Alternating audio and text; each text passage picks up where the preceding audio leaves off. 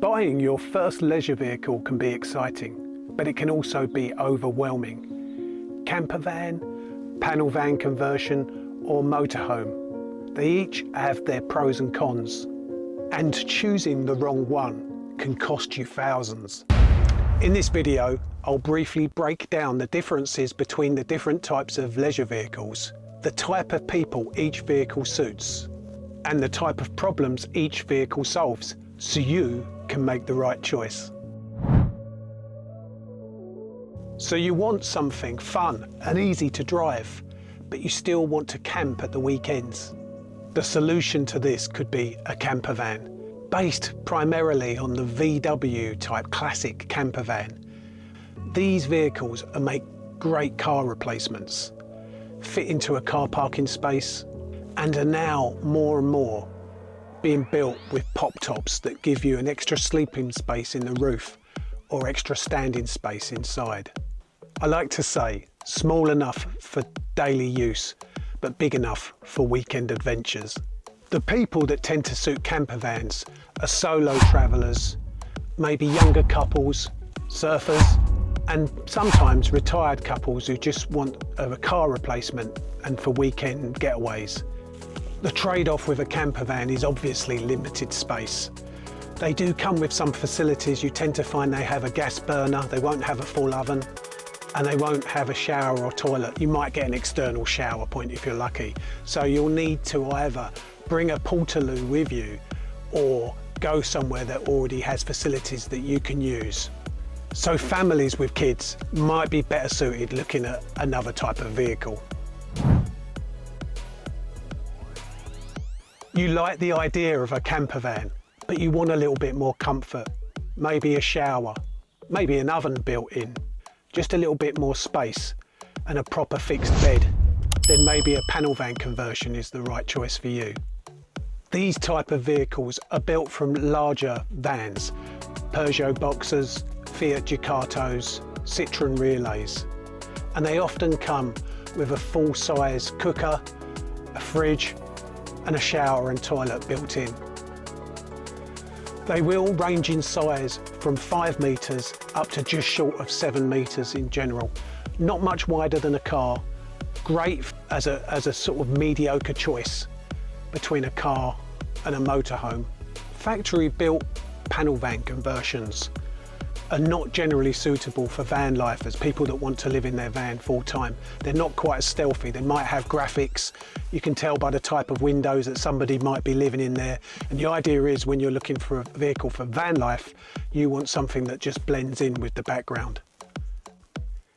If you are looking at van life, then maybe building out a DIY conversion of a panel van is the choice for you. These can park up and it just looks like your general builder's white van man parked in a car park somewhere. No one will probably bother you. These tend to suit empty nesters, retirees, or maybe couples that don't have to take the kids with them anymore. They generally go between 2 and 4 berth in the larger vehicles, but you will find the space cramped if you're taking your family along with you. Think of it as a 2+1 type of vehicle. These panel van conversions are great when you want to travel to places with narrow roads like your Cornwalls, because they're not much wider than a car. So you're not going to have that kind of stress involved with driving down these thin roads like you would maybe in another type of vehicle. The trade-offs maybe are that these can be very expensive depending on the spec. Look at vehicles from maybe Bailey. Some of the more modern ones actually suit a younger demographic because of the kind of design they're using, adventure type, Bailey Endeavour, for example, and not a bad price. But the prices do hold their value well. You want maximum comfort, maybe some storage, a full kitchen, a decent sized shower and toilet, then maybe a motorhomes for you. These are built on chassis of the Ducato, Mercedes Sprinter, and the Ford Transit. Styles of motorhomes include the coach-built type, which are the squarer type, have a nice wide living space. And then you have your A-class models, which more resemble a bus or a coach. These vehicles often feature fixed beds or drop-down beds, sometimes electric, so you can put your kids up. If you're staying somewhere for some time, one of these motorhome types is probably the right vehicle for you. With families, it's almost certain you're going to need a motorhome. These often have full-size bathrooms. Some have American fridge freezers built into them, all the luxuries of home. And also some have a garage. You can probably fit your bikes and lots of accessories and clothes and everything else without having to use up space within the vehicle. There's no doubt about it and no getting away from it. These are wider vehicles, up to 20 inches, about 500mm larger than a panel van conversion. So if you're going to somewhere with narrow roads, some of the places in Europe, or maybe some of the roads around Devon and Cornwall, you might have some stressful experiences. And also, they're not really a likely car replacement. You're going to find it hard to park in car parks anywhere and find anywhere to park suitable. So bear that in mind when looking at a motorhome. But certainly it's the nearest thing to taking your holiday cottage on wheels. And the running costs will be higher because they're a heavier vehicle. Just a note to bear in mind, most of these vehicles are available in versions up to 3.5 tonne, which anyone can drive on a standard UK driving licence. Anything over 3.5 tonnes, and this will more likely be a motorhome. For people of a certain vintage, such as myself, we're allowed to drive a vehicle that's up to, I believe, 7.5 metres on a C1 type licence.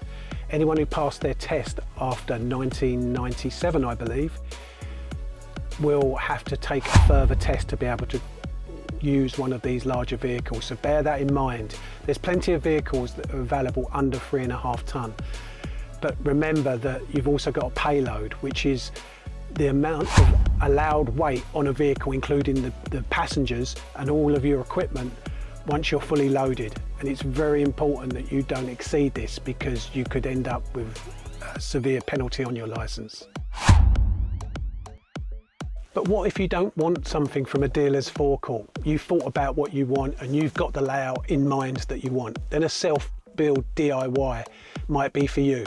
This can work out cheaper. You can buy a base vehicle that might have a higher mileage. It's been used. These vans are built on diesel engines that are designed to do 500,000 miles. So you can buy a cheaper vehicle and design it and lay out the way you want it. Build it yourself if you've got the DIY type skills.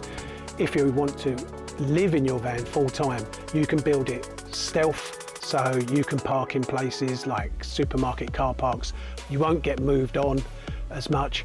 There's plenty of companies now that will build out your own design for you. But bear in mind, when you come to sell this vehicle, somebody else might not like that layout. So you might have more trouble selling it. And this is a way to lose lots of money. With a factory built motorhome, it's a standard layout, probably more popular. Campervans are perfect for fun and flexibility. Panel van conversions balance comfort with practicality. Motorhomes give you maximum space and the potential for luxury, whilst self-builds are all about creativity and budget. There is no one size fits all. I've met retirees in VW campers and 20-somethings in huge A-class Heimer vehicles with all your luxuries. The key is to match the vehicle to your lifestyle, your trips and your budget.